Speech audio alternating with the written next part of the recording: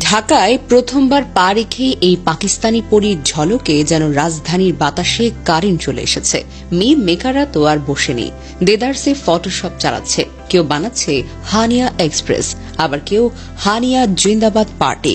বৃহস্পতিবার যেই প্লেন থেকে নামছে সাথে সাথে ঢাকার অর্ধেক ছেলে বলছে, আপি আমার সাথে একবার সেলফি নাও না প্লিজ। আর বাকি অর্ধেক ছেলে তখনও গুগলে খুঁজছে how to impress Hania Aamir in Bangla.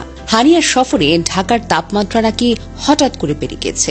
আবহাওয়া অধিদপ্তর রিপোর্ট বানিয়েছে, না না না, এটা গ্রিন হাউসের এফেক্ট না, এটাকে বলে হানিয়া এফেক্ট। কেউ কেউ আবার বলছে হানিয়া ঢাকায়, মানে বাঙালির হৃদয়ে প্রেমের লোডশেডিং শুরু আর কি।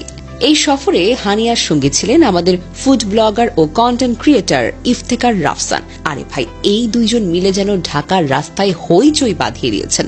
আহসান মঞ্জিলের প্রাঙ্গণে দুজনে মিলে ফুচকা খেলেন, ঝালমুড়িতে মুখ রাঙালেন, এক কাপ মাটির দুধ চা খেয়ে বললেন এটাই তো জীবন।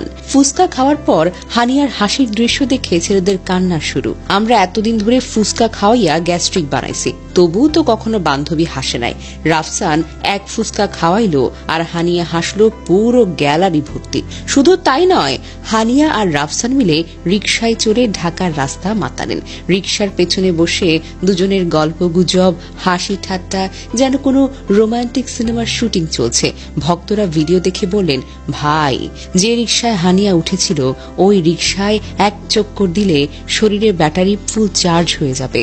হানিয়ার চুল দেখে একদল ভক্ত বলছে কি সুন্দর লম্বা চুল, অন্য একদল বলছে আরে এটা নকল, এক্সটেনশন।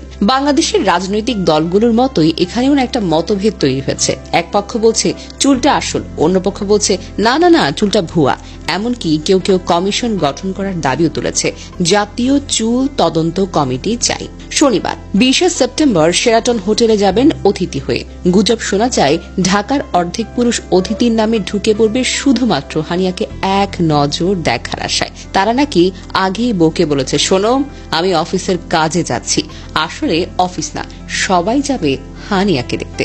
গুজব আছে শেরাটনের ওয়াইফাই নাকি ভেঙে পড়বে, কারণ সবাই লাইভ নিয়ে ব্যস্ত হয়ে থাকবে। ভাই আমি এক ঝলক হানিয়া দেখলাম আর আমার জীবনের টার্গেটটা যেন কমপ্লিট হয়ে গেল। এরপর 21 সেপ্টেম্বর সানসিল্কের একটি এক্সক্লুসিভ ফটোশুটে অংশ নেবেন তিনি। তারপর পাকিস্তান ফিরে যাবেন আর আমাদের মন ভাঙা হৃদয় নিয়ে বসে থাকতে হবে।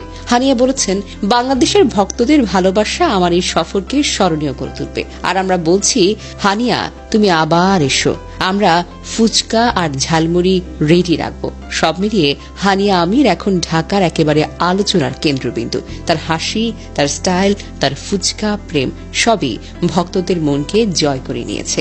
এই পাকিস্তানি সুন্দরী যেন ঢাকার রাস্তায় একটা হারিকেন হয়ে ঝড় তুলেছেন।